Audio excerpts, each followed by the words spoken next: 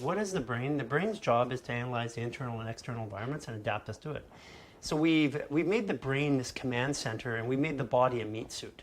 And that's just technically not true. I mean, the Heart Math Institute came in years ago saying the heart was in charge of the body, and here's why, magnetic resonance. But then they're now softening their statement saying, well, if the heart's involved, then every other organ's also involved too. Yeah. And so it just, when we think about things logically, we make a lot of decisions and judgments about things as human beings that just don't follow the logic that we say we're following. So if the heart is important, then every other organ is important too. And every part of the body acts as one. And so at the Human Garage recently, we've been moving the therapy away from working with muscles and fascia and nerves and bones and saying, what do they all have in common? Well, the skin, the fascia, the nerves, the muscle systems, the bones, they all have one thing in common. They are working together to help us stand and move functionally against gravity and atmospheric pressure. Yeah. And so they all have a job to play. That's like isolating a team and saying because you're star forward or you're a tall guy like Shaquille O'Neal, it's a team. No. He is there because there's a whole bunch of people that support him. Yeah. He's not the team.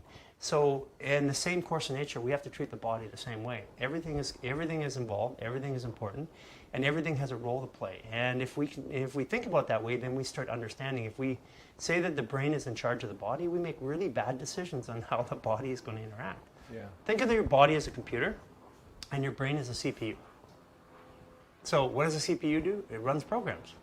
And if you need a program from 10 years ago, you go to the desktop, you find it, click, click, open up the program, open up the file from 10 years ago, it brings it up, it runs the program. When you're done, you click save, and it goes back. Yeah. That's what our body does. I mean, everything in technology was once, it took some foundation from something in nature. And so the computer was supposed to be designed after the brain, but actually the computer was more designed after the body. Mm. And to say the brain is doing it all, it's not even scientifically true anymore. Then here's where the problem is that medicine and science are 25 years apart.